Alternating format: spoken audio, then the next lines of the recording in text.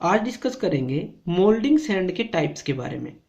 Moulding sand हम जानते हैं क्या होती है, जो हमारी मोल्ड बनाने में मदद करती है। दो बॉक्सेस होते हैं हमारे पास, कोप और ड्रैग। इनके बीच में हम मोल्डिंग सैंड को डालते हैं जब पैटर्न डालते हैं, ताकि हम इसके अंदर एक मोल्ड बना सकें। तो जो मोल्ड क्रिएट होता है वो सैंड के अंदर होता है, इस सैंड के अंदर। तो इस सैंड को हम बोलते हैं मोल्डिंग सैंड, जिसके अंदर हम मोल्ड को क्रिएट करते हैं पैटर्न के थ्रू।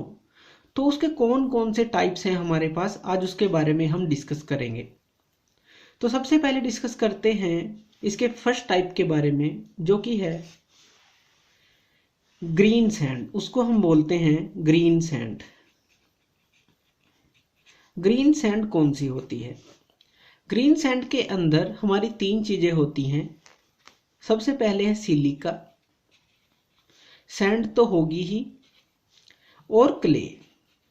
ये तीन चीजें हमारी इस ग्रीन सैंड के अंदर होती हैं। हम इसको ग्रीन सैंड क्यों बोलते हैं? क्योंकि ये थोड़ी मॉइस्चराइज में होती है, मीन्स थोड़ी वेट रहती है। ये जब हम इसको हाथ में पकड़ते हैं तो ये वेट कंडीशन में होती है, और जब हम इसको मुट्ठी में दबाते हैं तो वो उसी की शेप ले लेती है। तो इजीली शेप ले सकती है ग्रीन सैंड, क्योंकि मॉइस्चर कंटेंट इसमें होता है। तो इसलिए लगभग हम इसे ग्रीन सैंड बोलते हैं। इसके अंदर 18 से 30% के करीब क्ले का कंटेंट होता है। जो ये क्ले है, इतना कंटेंट होता है। और 6 से 8% के करीब इसके अंदर वाटर होता है। बाकी की सारी ये सैंड होती है। ये दोनों किस लिए मिलाए जाते हैं? ताकि ये अच्छा बॉन्ड तैयार कर सकें ग्रीन सैंड के मॉलिक्यूल्स का।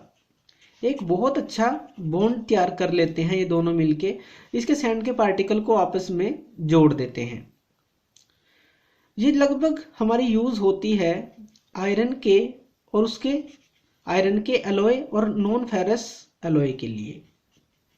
तो इनके लिए ये यूज होती है, फेरस और नॉन फेरस के एलॉयज के लिए ये यूज होती है। तो ये होती है फर्स्ट पार्ट है, जो फर्स्ट टाइप है ग्रीन सैंड क्या होती है। दूसरा जो है हमारा वो है ड्राई सैंड। अब ग्रीन के अंदर कुछ मॉइस्चर कंटेंट था, लेकिन इसका नाम है ड्राई सैंड। तो ये सूखी होगी।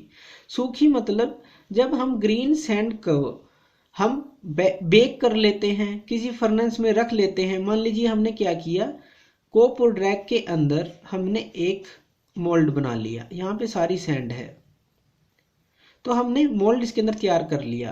अब अगर हम इसको ड्राई करें, इसको धूप में रखते हैं, या फिर हम इसको किसी फर्नेस में केक की तरह सुखा लें, तो उसको बोलते हैं ड्राई सैंड।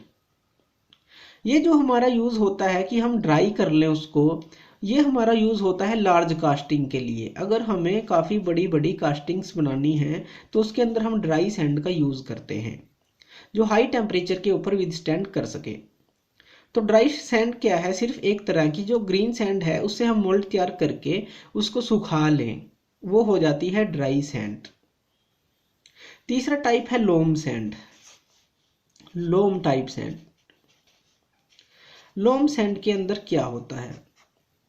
जो लोम सैंड है इसके अंदर हमें याद रखना है कि 50% तो क्ले होती है सीधी, जो 50% क्ले है, और बाकी क्या होता है हमारा जो सैंड है वो होती है, और प्लस वाटर होता है, जो वाटर के कंटेंट होते हैं इस लोम सैंड के अंदर।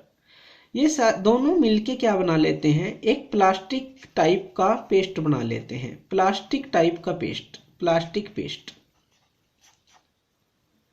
तो लोम सैंड क्या है? 50% क्ले होगी और सैंड होगी 50%, प्लस कुछ वाटर का इसके अंदर कंटेंट होगा, और ये एक प्लास्टिक के पेस्ट की तरह बन जाता है। जो प्लास्टिक जैसे हम प्लास्टर लगाते हैं तो उस तरह का पेस्ट बन जाता है। घरों में हम दीवारों पे जो पुट्टी वगैरह करते हैं, वो जो है सारा प्लास्टिक पेस्ट की तरह ही ये बन जाती है। उसको लोम सैंड हम बोलते हैं। ये भी लार्ज कास्टिंग के लिए यूज करते हैं हम। लार्ज कास्टिंग के लिए हम इसको यूज करते हैं। लगभग ये ग्रे कास्ट आयरन के लिए यूज की जाती है। अगर हम ग्रे कास्ट आयरन की कास्टिंग करना चाहते हैं तो उसके लिए लगभग लोम सैंड का हम यूज करते हैं।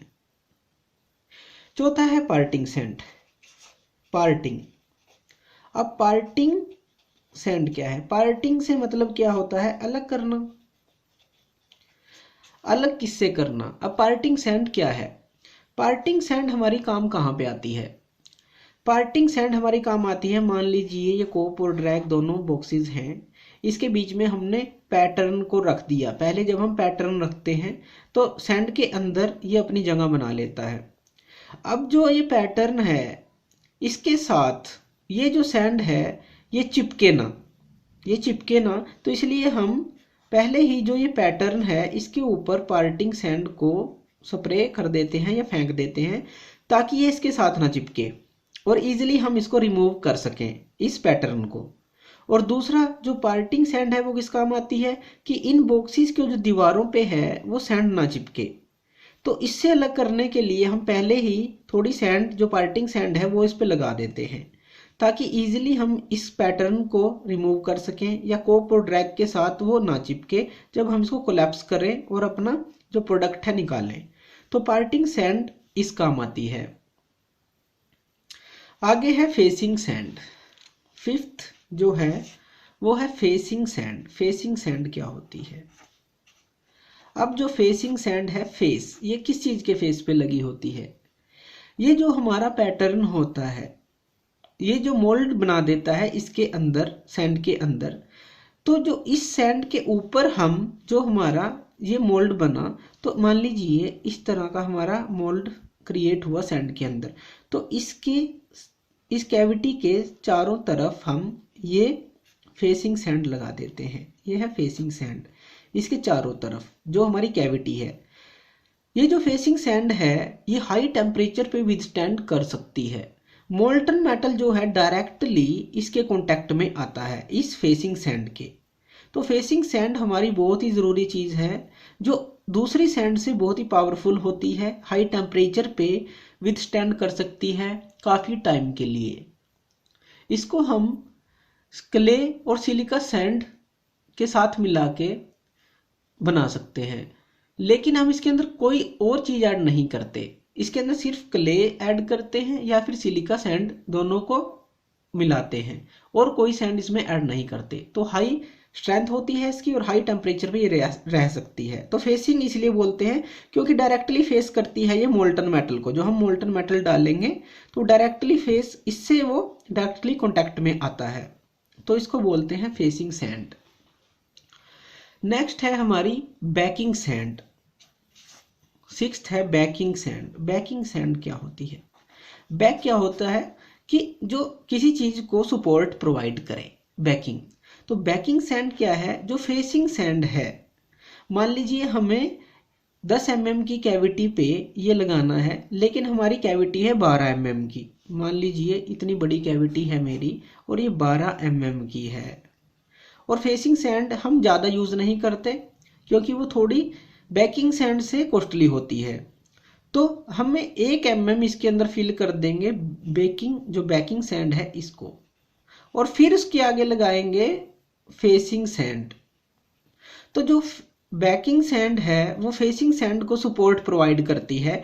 कैविटी के अंदर हम फेसिंग सैंड से पहले बैकिंग सैंड को फिल करते हैं अगर हमें रिक्वायरमेंट होती है। तो ये बैक प्रोवाइड करती है फेसिंग सैंड को। ये बहुत ही सस्ती होती है तो इसलिए हम इसका यूज़ कर लेते हैं। इसको हम ब्लैक सैंड भी बोलते हैं। ब्लैक सैंड क्यों?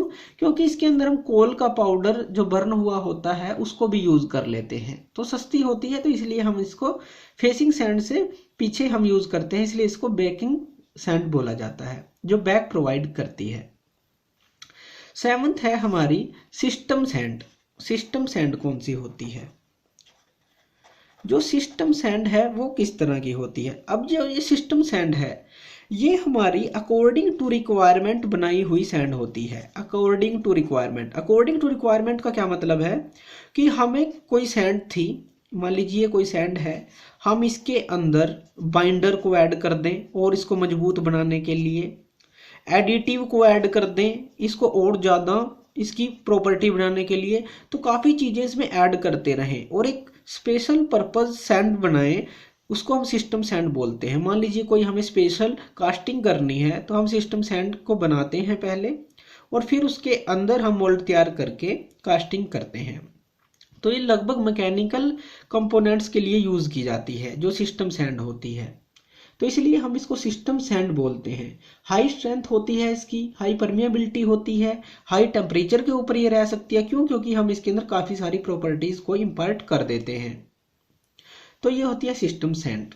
और लास्ट हम डिस्कस करेंगे कोर सैंड के बारे में। कोर सैंड, कोर क्या होती है पहले हम ये डिस्कस करते हैं। कोर हमारी काम आती है किसी भी प्रोडक्ट के अंदर होल बनाने के लिए। मान लीजिए ये हमारा प्रोडक्ट बनना था इस तरह का, अब मुझे इसके अंदर होल चाहिए था, मीन्स इसके अंदर होल चाहिए, वो पूरा भी हम बना सकते हैं, आधा भी बना सकते हैं, कितना भी। तो जो ये होल हम बनाते हैं, पहले हम यहाँ पे कोर लगाते हैं जो हमारा मोल्ड होता है उसके अंदर, सैंड कोर। तो इस कोर को हम बाद में तोड़ देते हैं जिससे वो होल रह जाता है हमारे प्रोडक्ट के अंदर। तो जो कोर है वो हमारी होल बनाने के काम आती है, होल बनाने के। और जो कोर सैंड है, तो कोर सैंड क्या है, इसको हम ऑयल सैंड भी बोलते हैं। इसके अंदर क्या होता है, ऑयल सैंड हम इसको क्यों बोलते हैं, क्योंकि हम ऑयल प्लस बाइंडर का यूज करके इस स्पेशल सैंड को बनाते हैं, कोर सैंड को। फिर हम उसको बनाने के बाद, कोर बनाने के बाद बेक कर लेते हैं फर्नेस के अंदर और कोर को तैयार करते हैं। तो कोर हमारी किसी भी तरह की हो सकती है, इस तरह की कोर हो सकती है, इस तरह की कोर हो सकती है। जिस तरह का हमें होल चाहिए उस तरह का हम कोर प्रोड्यूस कर सकते हैं। तो कोर सैंड को हम ऑयल सैंड भी बोलते हैं, जो ऑयल प्लस बाइंडर की बनी होती है। तो इस तरह के टाइप्स होते हैं हमारी जो मोल्डिंग सैंड है उसके, जो हमारी मोल्ड और प्रोडक्ट बनाने में हेल्प करती है। तो ये हैं सारे टाइप्स मोल्डिंग सैंड के।